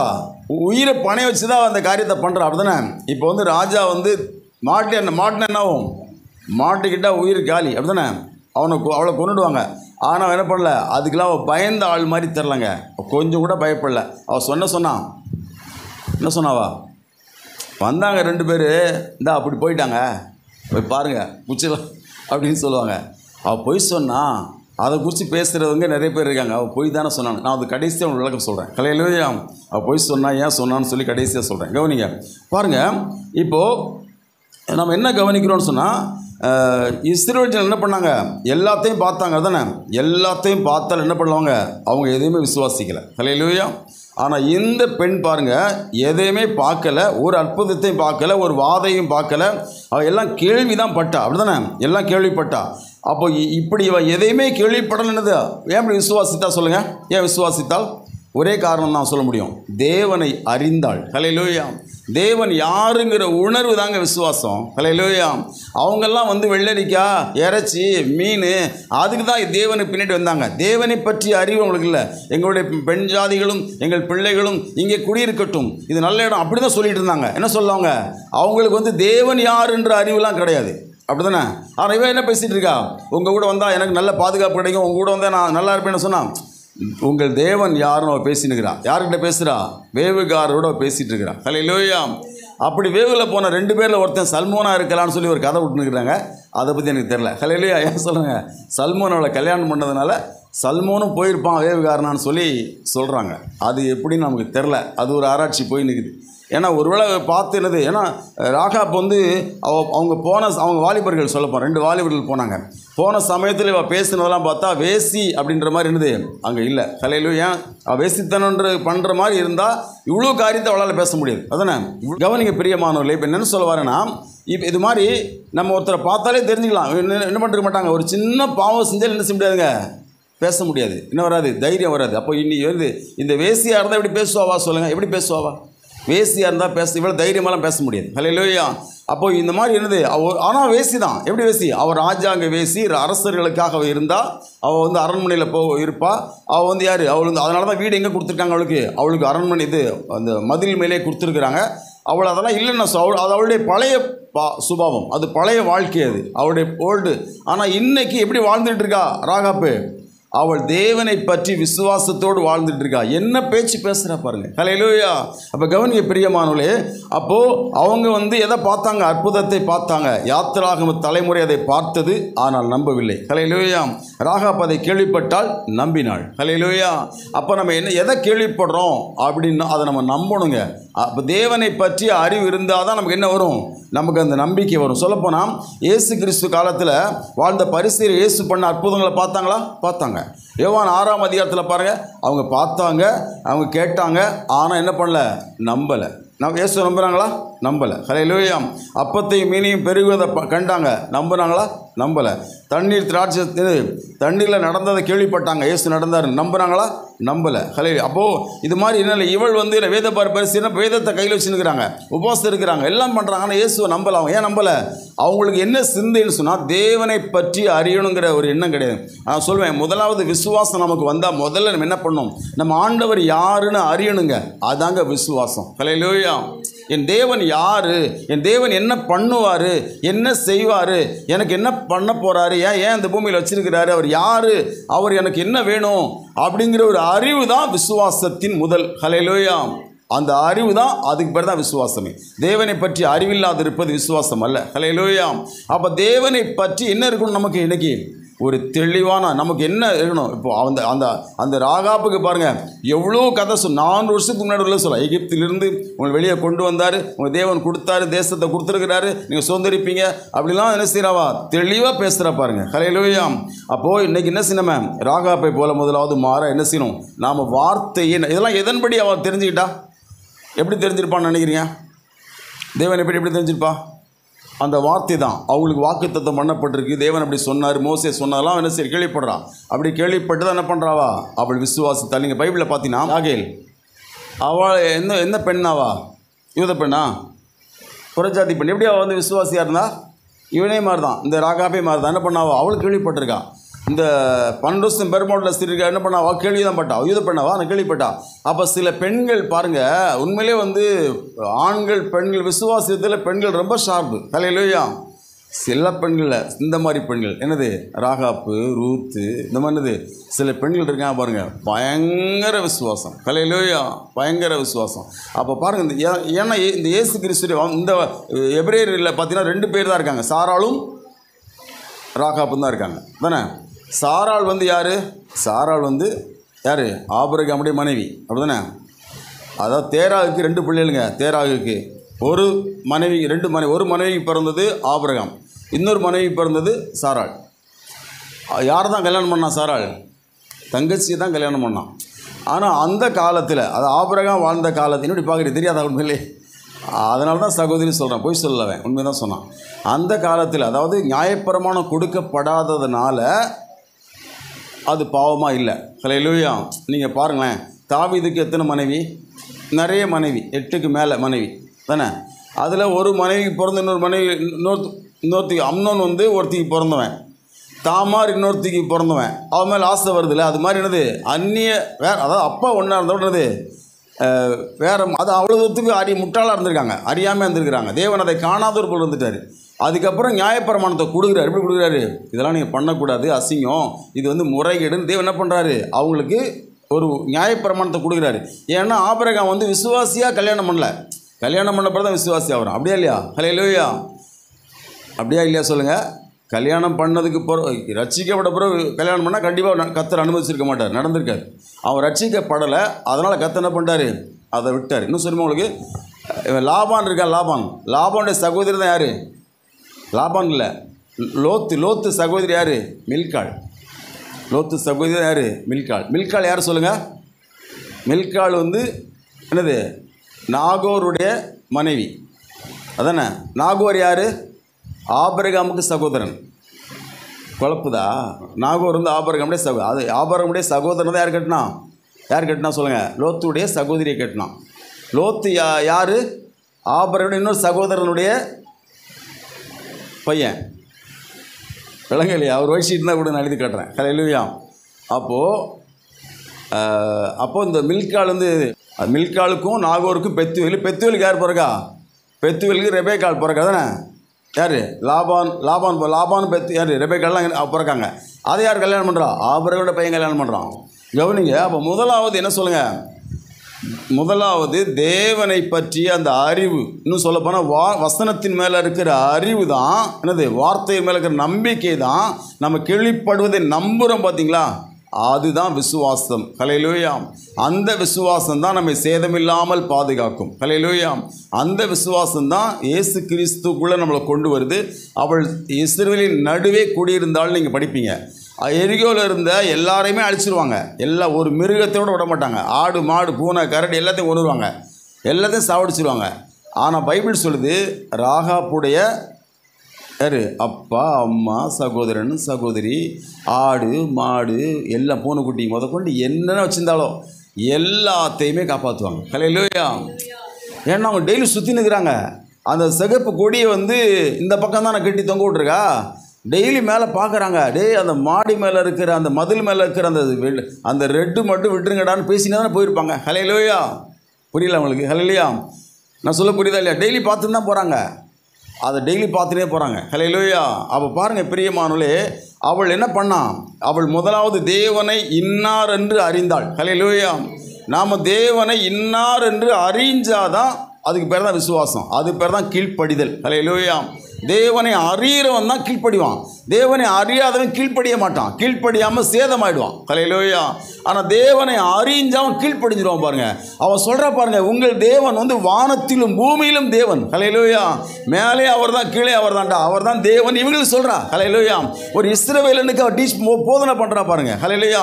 நீங்கள் சீகோனை கொண்டுட்டீங்க, நீங்கள் 2 ராஜாக்களை சங்கரிச்சிங்க, செங்கடல் 2 பிறந்துச்சு, அதெல்லாம் எங்களுக்கு தெரியுன்றா பாருங்க. அப்போ இதெல்லாம் தேவனை பற்றி எவ்வளோ தெளிவான ஒரு அறிவில் வாழ்கிறான். ஹல்லேலூயா. அதனால தான் பைபிள் சொல்ல விசுவாசத்தினாலே என்ன சொல்கிறான் எபிரேயர் ஆக்கியோன், விசுவாசத்தினாலே ராகாப் வாசிக்கிறோம். அப்போ ராகாப் வந்து எவ்வளோ பெரிய ஒரு விசுவாசம் உள்ள இருந்தால் அவள் இப்படி இப்படி சேதமாகாது இருந்திருக்கணும். ஹல்லேலூயா. சும்மா ஒன்றும் இல்லை, அவளை ஆண்டு காப்பாற்றலை. அவள் சும்மா காப்பாற்றுற, அவள் வேசியாக இருந்தால் காப்பாற்றுவரா, விபச்சாரியாக இருந்தால் காப்பாற்றுவலா? அதான் பைபிள் எப்போவும் பார்த்தீங்கன்னா, நான் அதை யோசித்தேன் நேற்று நைட்டு உட்காந்து. தாவீது பசையப்படத்தில் பாவம் செஞ்சதெல்லாம் சொல்ல, ஆனால் விசுவாச வீரன்னு சொல்லுது. ஹல்லேலூயா. என்னது பைபிள் ஒவ்வொருத்தரும் அப்படி தான். அவங்க பலவீனத்தெல்லாம் பைபிள் சொல்ல மாட்டேங்க. விசுவாசம் வரும்போது பலவீனத்தை விட்டுறார் ஆண்டு, விசுவாசத்தை தான் பார்க்குறாரு. ஹல்லேலூயா. அப்போ தேவன் வந்து நம்ம மனம் திரும்பும்போது விசுவாசம் இருந்தால் நம்மளை ஆசீர்வதிக்க வல்லவராக இருக்கார். அதுக்காக பாவம் செய்ய நான் சொல்ல, அதனை விட்டுருவோம். நம்ம தன்னால் என்ன பண்ணுறோம், நம்ம அப்புறம் வேசித்தனை பண்ணாலா? பண்ணலையே. ஹல்லேலூயா. அவள் வந்து எவ்வளோ பரிசுத்தமாக வாழ்ந்திருப்பான்றதுக்கு போவாஸே போதுங்க. ஹல்லேலூயா. போவாஸ் வந்து ரூத்துக்கிட்ட எவ்வளோ கரிசனையாக நடந்துக்கிறான் பார்த்தீங்களா? அவளுக்கு அருகில் சிந்தை விடுங்கள். யார் பெற்ற பிள்ளை? போவாஸு, ராகா பெற்ற பிள்ளை. ஹல்லேலூயா. அப்போ இன்றைக்கி நம்ம என்ன செய்யணும்னா, விசுவாசம் உள்ளவங்களாக நம்ம என்ன செய்யணும், வாழணும்னு சொன்னால் தேவனை பற்றிய அறிவு நமக்கு முதல்ல வேணும். ஹல்லேலூயா. 2வது பார்த்தீங்கன்னா, விசுவாசம் வந்து நம்மளை தான் விசுவாசம் நம்மளை சபையில் சேர்க்கும், தேவனுடைய கூட்டத்தில் சேர்க்கும். அவள் இஸ்ரவேலோடு சேர்ந்தா பார்த்தீங்களா? வாசிங்க அதே வசனம் திரும்ப வாசிங்க. எபிரேயர் 11:31 வாசிங்க. ராகாப் என்னும் வேசி வேவுகாரரை சமாதானத்தோட ஏற்றுக்கொண்டு கீழ்ப்படியாதவர்களோட கூட சேதமாகாதிருந்தால் போதும். முதல்ல விசுவாசத்தினாலே, அதான் முதல்ல என்னது? விசுவாசத்தினாலே என்ன சொன்னேன்? நம்புறது, ஏற்றுக்கொள்வது, தேவன் அறிவது விசுவாசம். 2வதுன்னா சமாதானத்தோடு ஏற்றுக்கொண்டு, சிநேகபூர்வமாக ஏற்றுக்கொண்டு, அதான் 2வது விஷயம். அப்போ என்ன அப்படின்னு கேட்டிங்கன்னா, பைபிளில் ஆபேல் விசுவாசம் எதை காண்பிக்குது? தேவனுக்கு செவி கொடுப்பதை நமக்கு காண்பிக்குது. நோவா விசுவாசம் தேவனுக்கு பயப்படுவதை நமக்கு காட்டுது. மோசே விசுவாசம் தேவனை சார்ந்து கொள்வதை பற்றி பேசுது. ராகாப் விசுவாசம் வந்து கடவுள்கிட்ட தன்னை ஒப்பு கொடுக்குறத பேசுது. ஹல்லேலூயா. அவள் என்ன பண்ணுறா? தன்னை தேவனுக்கே கொடுத்துட்றாங்க. ஹல்லேலூயா. நான் சொல்லுங்க புரியுதா? அவங்கள வேவுக்காரர்களை சமாதானத்தோடு ஏற்றுக்கொண்டு, ஹல்லேலூயா, எப்படி என்ன பண்ணுறா? அவங்கள சமாதானமாக ஏற்றுக்கொண்டு, அதுக்கப்புறம் பைபிள் சொல்லி பாருங்க, அவள் இஸ்ரவேலின் நடுவே குடியிருந்தாள். ஹல்லேலூயா. அப்போ தேவனுடைய மக்களோடு தன்னை இணைத்து கொள்றதாங்க விசுவாசத்தின் இன்னொரு அழகு. ஹல்லேலூயா. சொல்ல புரியுதா உங்களுக்கு? நம்ம விசுவாசம் என்ன பண்ணணும் தெரியுமா? முதல்ல தேவனை பற்றியே யோசிக்கும், அதான் விசுவாசம். 2வது விசுவாசம் என்ன பண்ணும்? இப்போது ஒரு சபைக்கு வரீங்கன்னா என்ன பண்ணும்? ஒரு பிரச்சனை என்ன பண்ணுவோன்னே ஒரு விசுவாசிக்கு ஃபோன் பண்ணி பேசலாம், இல்லை பாஸ்டருக்கு ஃபோன் பண்ணி பேசலாம். ஒரு பிரச்சனை என்ன பண்ணுவாங்க? விசுவாசி சபைக்குள்ள என்ன பண்ணுவாங்க? என்ன பண்ணுவோம் சொல்லுங்கள்? சபையில் தான் பேசுவாங்க. பவுல் சொல்கிறான் பாருங்கள், உங்களுக்கு பிரச்சனை வந்து எங்கே பேசாதீங்க, ஏன் அநீதிக்கார இடத்துல நீங்கள் போகிறீங்க, சபையில் அற்பமாக இருக்கவங்கள்ட்ட உங்களுக்கு நியாயம் வச்சுங்கன்னு சொல்லுவான். கவனிங்க நீங்கள். இப்போ ராகாப் வந்து எங்கே சேர்க்கப்படுறா சொல்லி, எங்கே தன்னை ஒப்புக்கொடு, யார் நம்புகிறா? அவள் ராஜாவை நம்பலை, அவள் ராஜாங்க வேசி. ஆனால் யாரை நம்பலை? அந்த ராஜாவை நம்பலை. ஹல்லேலூயா. அவள் என்ன பண்ணுறா? இவளுடைய சிநேகம் பாருங்கள். யாக்கோபு 2:25 வாசிங்க. யாக்கோபு நிருபம் 2:25 வாசிங்க.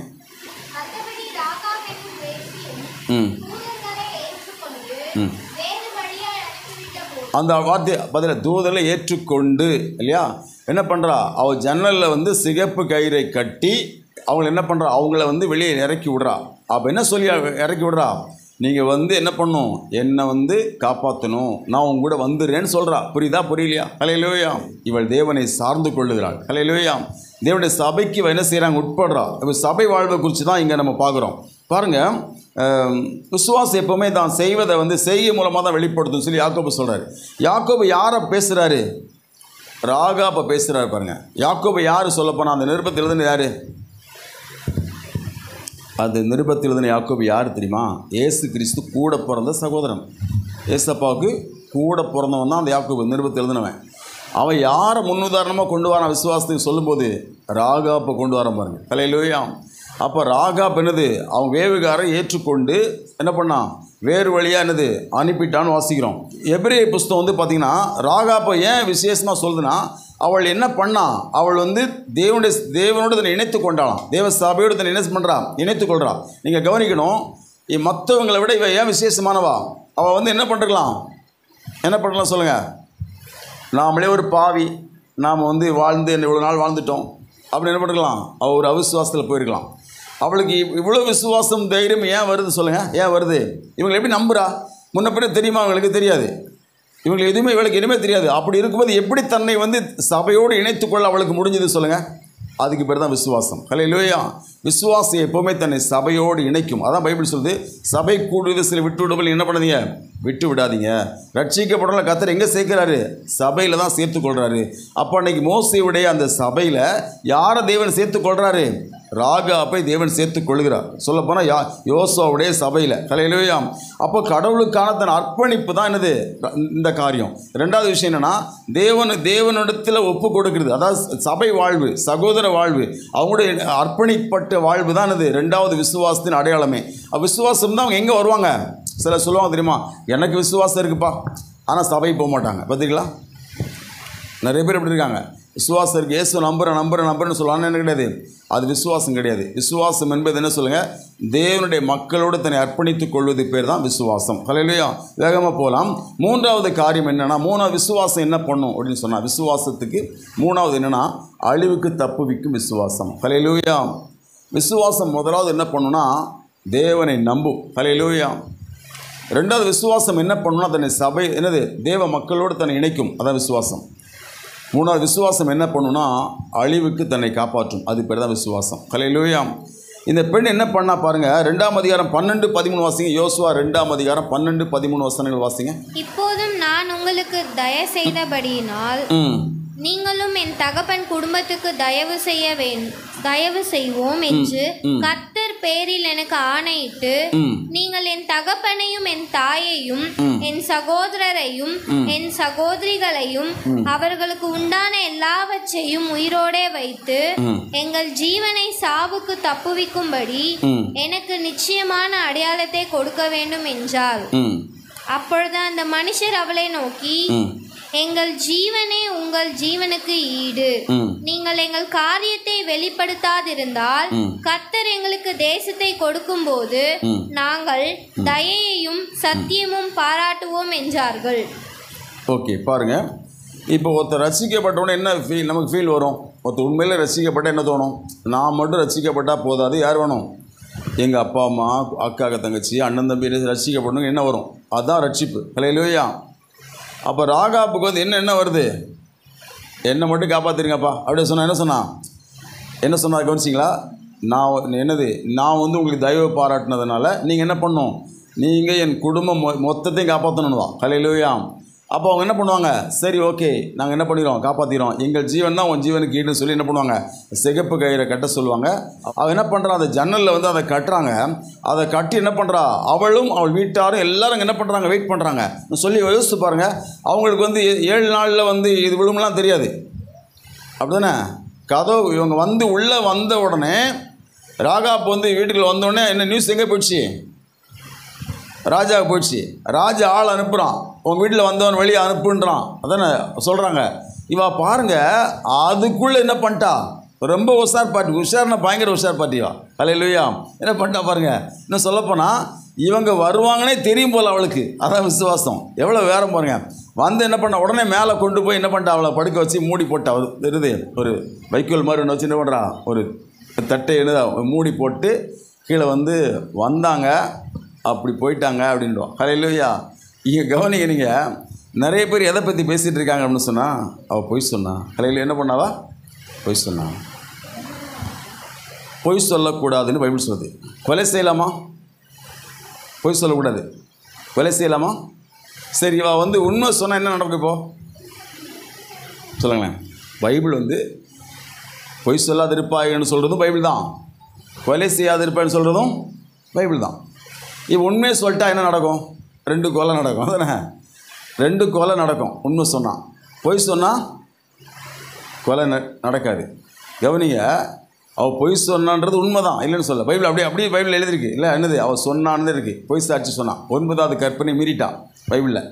இப்போ இன்னொன்று பாருங்கள். பைபிளில் சிப்போரால் ரெண்டு மருத்துவச்சிகள் என்ன பண்ணுவாங்க?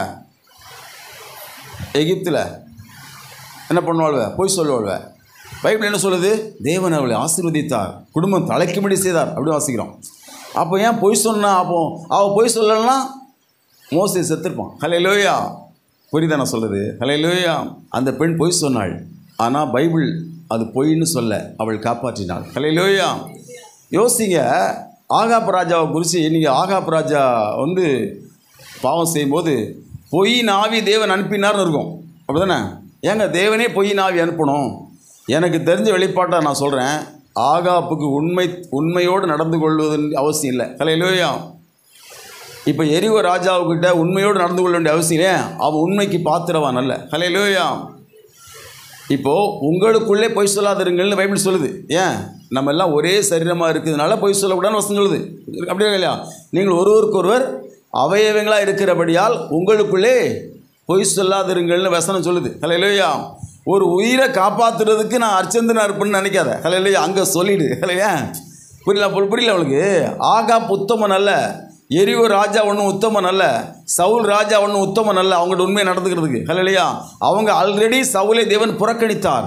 ஆல்ரெடி எரிகோ ராஜா சாவ போகிறான், எரிகோவே அழிய போகுது. ஹல்லேலூயா. எரிகோ வந்து சாவுக்கு இருக்குது, சவுலையும் தேவன் சாவடிக்க போகிறாரு. 4 கொன்று போட்டார்னா இருக்குது. ஹல்லேலூயா. அப்போ இந்த மாதிரி உண்மைக்கு பாத்திரமே அல்லாமல் ஒருத்தங்கிட்ட போய் தான் அவங்க பேசியிருக்காங்க. அப்படி தானே? இப்போ பார்வோன் உத்தமனா? பார்வோன் என்ன சொன்னான்? கர்த்தர் யார் எனக்கு தெரியாதுண்ணா. அப்படி தானே? அவன் செத்தானா ஜாவலியா? செத்தான். அவங்ககிட்ட உண்மையை நடந்துக்கணும்னு அவசியம் கிடையாது. அப்போ இந்த மாதிரி சில இடங்களில் பைபிள் ஏன் இப்படி பேசுதுன்னு சொன்னால், அவங்க உண்மைக்கு பாத்திரவான்கள் அல்ல. ஒன்று. இன்னொன்று என்னென்னா, அதை விட கொலை ஒரு பாவம் 2 இருக்குது. அப்போ என்ன செய்ய வேண்டியிருக்கும்? ஏதாவது ஒன்று தான் செய்ய வேண்டியிருக்கும். இப்போ எது லாபமாக இருக்குது? மோசே சாவுறது லாபமா அல்லது அவள் பொய் சொன்னது லாபமா? சொல்லுங்கள். 2ல் எது பெஸ்ட்டு? மோசே போகிறதுக்கு. மோசே இருந்துடலாம், அது போல். அது என்னது அது? அப்போது நம்ம என்ன செய்யணும்? இந்த மாதிரி வேதத்தில் ஏன் தேவன் இதெல்லாம் சொன்னார்? அங்கே கூட பார்த்தீங்கன்னா அந்த பொய்யை பற்றி தேவன் பேசலை, அவள் விசுவாசத்தை பற்றி தேவன் பேசுகிறார். பொய் சொன்னாங்கிறது அது பைபிள் மறைக்கலை. ஹல்லேலூயா. பைபிள் எங்கேயும் மறைக்கலை. ஆனால் இதை வச்சு சில என்ன பண்ணிட்டு இருப்பா? இதை ஒரு பெரிய ஆர்கியூமெண்ட் பண்ணி அவள் பொய் சொன்னான். அது எப்படி தேவன் வந்து அந்த பொய்யை வந்து சத்தியமாக இருக்க முடியும்? அவர் சொன்ன தப்பு அப்படி என்ன பண்ணுறாங்க? ஆர்கியூமெண்ட் பண்ணுறவங்க இருக்காங்க. அவங்க பண்ணிகிட்டே இருக்கட்டும். ஹல்லேலூயா. கவனிங்க பிரியமானவர்களே. அப்போது நம்ம என்ன செய்யணும்? 3வது என்ன பண்ணணும்? நாம் 3வது வந்து ஒரு பாதுகாப்பு, ஒரு ஆக்கினைக்கு நம்ம தப்புன்னு சொன்னால் அந்த விசுவாசம் இருந்தால் தான் தப்ப முடியும். ஹல்லேலூயா.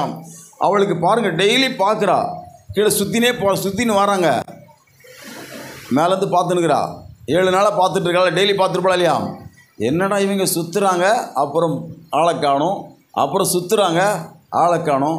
அவள் பொறுமையோடு காத்திருந்தாள். ஹல்லேலூயா. அவளுக்கு அவளுக்குள்ள இருந்த விசுவாசம் பாருங்கள் அவளை அழிவுக்கு தப்பு வைக்குது. ஹல்லேலூயா. பாருங்கள், இப்போது யோசுவா 2:18 வாசிங்க. யோசுவா 2:18 வாசிங்க.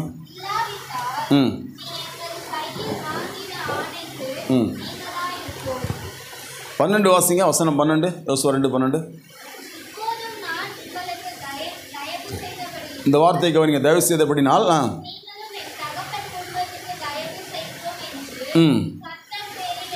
வாவ், அந்த வார்த்தைக்கு கர்த்தர் பேரில் ஆணையிடுங்கள். உங்களை நம்பலடா, யார் நம்புறேன்? நான் கர்த்தரை நம்புறேன்றா. ஹல்லேலூயா. புரியுதா உங்களுக்கு?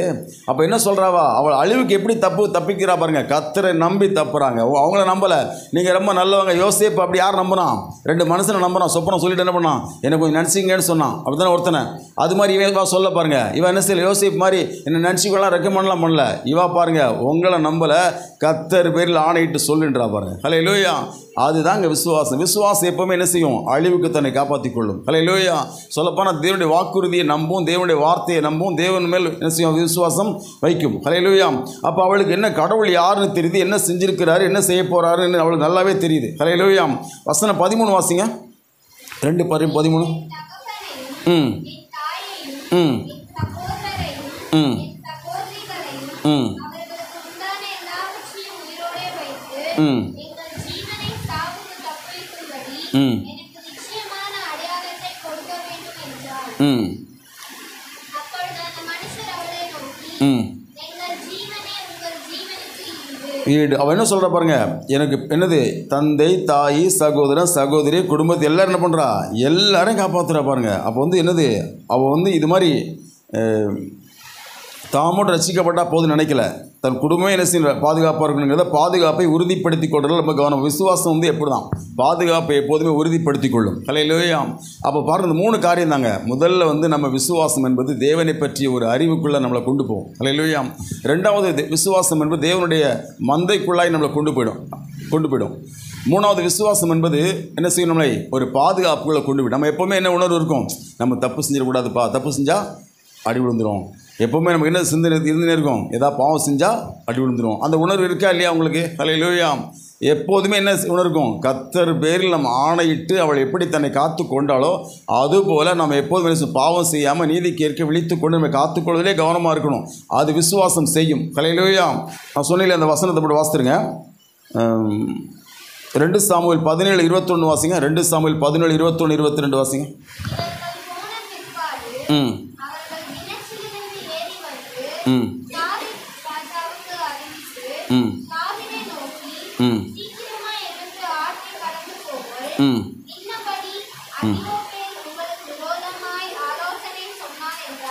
ம்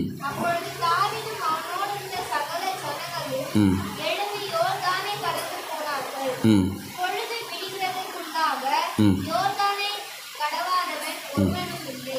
கவனிங்க. இப்போ அவன் பொய் சொன்னானா உண்மை சொன்னானா? இப்போது அவன் வந்து ஆலோசனைன்ற பேர் என்ன பண்ணான், அவன் ஏமாத்தினான். அப்படி தானே? யாரை? ஆகித்தோப்பேல. இப்போது நான் என்ன சொன்னான், நான் வந்து உன் கூட தான் இருப்பேன், நான் யார் கூட இருக்க மாட்டேன், தாவீது கூட இருக்க மாட்டேன். தாவீதை நம்ம என்ன செய்யலாம், நம்ம இப்படி எல்லோரும் போய் சேர்ந்து சாவடிக்கலான்னு சொல்லி ஒரு ஆக்ஷன் பண்ணுவான். யார் ஆக்ஷன் பண்ணுவான்? அப்சலோமுக்கு, தாவீதுடைய சிநேகிதன். அவன் உண்மை சொன்னானா பொய் சொன்னானா?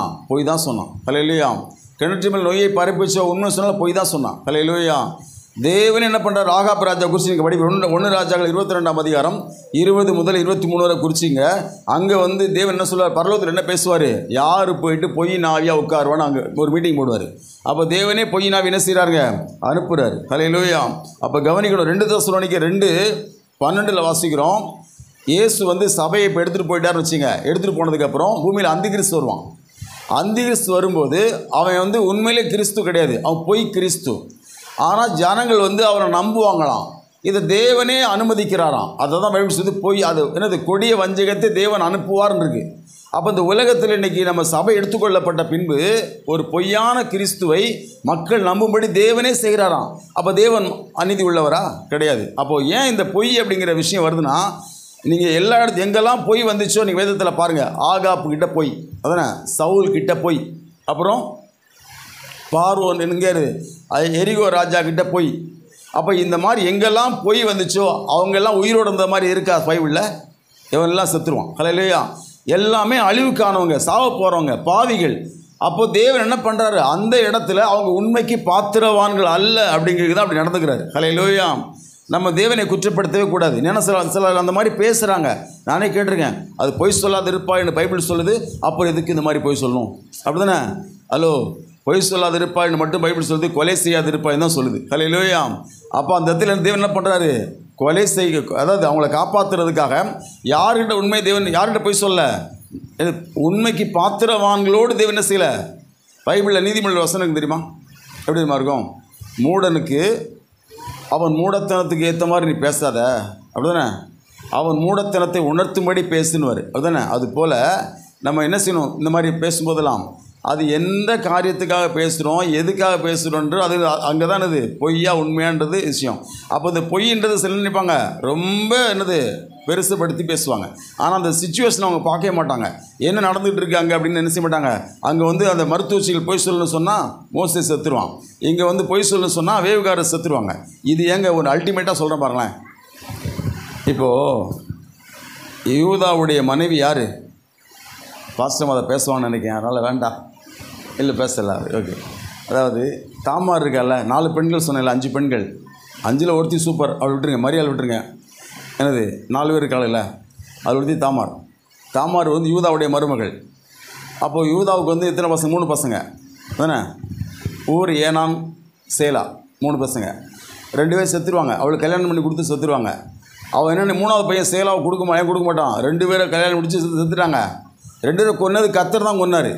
அது அவனுக்கு யூதாவுக்கு தெரியாது. இவளை கல்யாணம் பண்ணி தான் ராசி இல்லாமல் செத்துனான்னு என்ன பண்ணுவான், 3வது பையனை கொடுக்க மாட்டான். அவள் வீட்டில் உட்காந்துக்கோ, பையன் வளர்ந்த பிறகு உனக்கு கட்டி கொடுக்குறேன்னு சொல்லி அனுப்பிடுவான். அவள் அங்கே போய் என்ன பண்ணுவாள், ரொம்ப நாள் ஆனால் என்ன செய்யலை, கட்டி கொடுக்கலன்னு அவள் வந்து வேசி மாதிரி நடித்து யூதா வந்து அந்த வழியாக போகும்போது வேசி மாதிரி ஊற்றாண்டு உட்காருவா. அவள் பிரவேசிப்பான். 2 பிள்ளை பிறந்துடும். ஹல்லேலூயா. அப்போது அவள் கர்ப்பமாக இருக்கிறான்னு தெரிஞ்ச உடனே யூதா என்ன சொல்லுவான், இவளால் தான் கர்ப்பமாக இருப்பா. என்ன சொல்லுவான், அவள் உயிரோடு இருக்கக்கூடாது, வெளியே கொண்டு வாங்க, கொளுத்திடணும், ஏன்னா எரிச்சிடணும், அதான் சட்டம். எரிச்சிடணும் என்னது. அதுக்கப்புறம் அவள் வந்து என்ன செய்வா, அவன் கொடுத்துட்டா கோலையும் என்னது ஆரத்தையும் கொடுத்த உடனே அவன் என்ன தெரியுமா சொல்லுவான், அவள் என்னிலும் நீதி உள்ளவள். ஹல்லேலூயா. உண்மையிலே நீதி உள்ளவள். எப்படி நீதி சொல்கிறேன்னா, சொல்லிட்டா உங்களுக்கு, இயேசு கிறிஸ்து வந்து என்ன வம்சத்தில் பிறக்கணும், யூத வம்சத்தில் பிறக்கணும். இன்றைக்கி நிலைமையில் என்னாச்சு, அவளுக்கு பிள்ளை கிடையாது. யாருக்கு? யூதாவுக்கு சந்ததியே கிடையாது. ஹல்லேலூயா. இப்போது ஒரு சந்ததி இல்லைன்னு சொன்னால் அந்த அவள் கானானிய பெண் தான். எவ்வளோ மாதிரி அந்த கானானிய பெண்ணாலே பொதுவாக பைபிள் என்ன சொல்லும், ஈசாக்குடைய மகன் யார்? ஏசா. யாரை கல்யாணம் பண்ணான்? கானானிய ஸ்திரீகளை கல்யாணம் பண்ணான். அது ரெபெக்காளுக்கு எப்படி இருந்தது, மனநோவாக இருந்துச்சு. அப்படிப்பட்டவளுக்கு அவள்வ அதானே. இவங்க 2 பேர் அப்படி இல்லை. இவ பாருங்கள், இந்த தாமார் பாருங்கள், அவள் என்ன நினைக்கிறா, தன்னுடைய புருஷன் வம்சம் தலைக்கணும், என்ன பண்ணணும், தலைக்கணும் அப்படின்னு நினச்சி நீதியாக செய்கிறாளாம் பைபிள் சொல்லுது. ஹல்லேலூயா. வேசித்தனை சிந்தையில் அவள் பாவம் செய்யலையாங்க, பைபிள் அப்படி சொல்ல. அவள் தான் பைபிள் அழகாக சொல்லுது. அவன் சொல்கிறான், இவள் என்னிலும் நீதி உள்ளவள். ஹல்லேலூயா.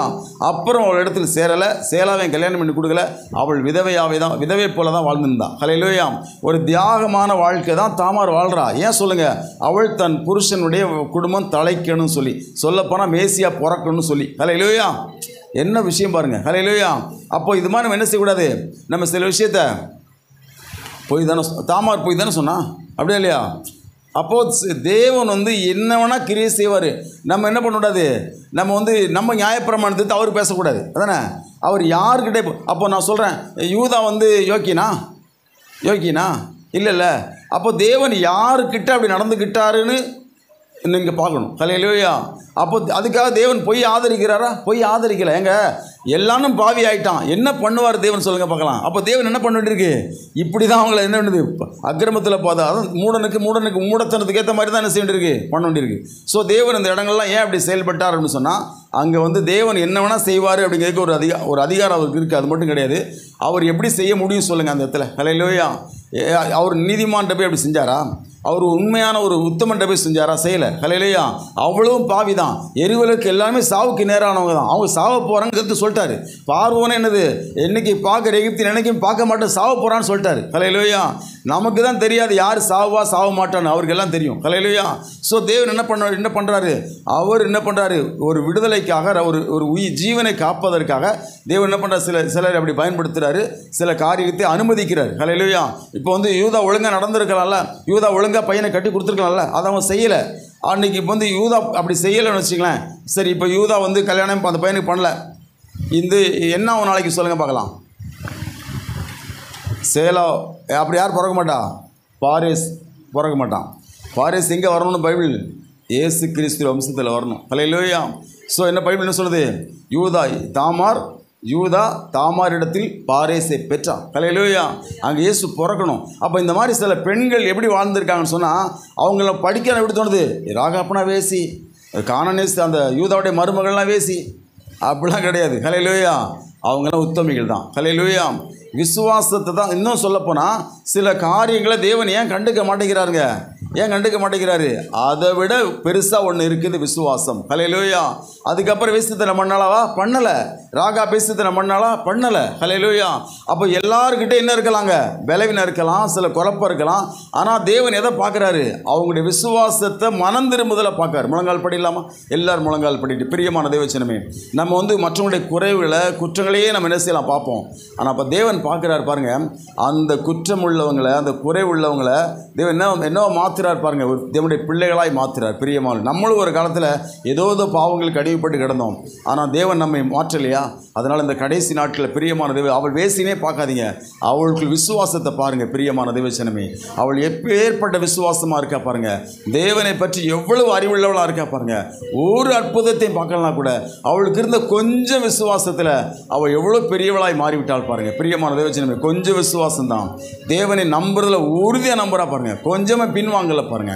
அப்போ இந்த கடைசி நாட்களில் பிரியமான தேவச்சனமே, நாம் ராகாப்பை போல, ராகாப் சேதமாகாதிருந்தால் வாசிக்கிறோம், விசுவாசம் சேதமாக்காமல் காப்பாற்றும். பிரியமான தேவச்சனம், இந்த கடைசி நாட்களில் நம்ம ராகாப்பை போல மாற ஒப்பு கொடுக்கலாமா? கர்த்தரை ஸ்தோத்திரம் பண்ணுங்க, ஸ்தோத்திரம் பண்ணுங்க. மகா பரிசுத்தமும் கிருபையும் இரக்கமுள்ளவரே உமக்கு ஸ்தோத்திரம், ஸ்தோத்திரம் அப்பா. இது இந்த கடைசி நாட்களில் கர்த்தாவே, நம்மளுமே அறிகிற ஜனமாய் வாழ எங்களை கிருபை செய்யுங்கப்பா.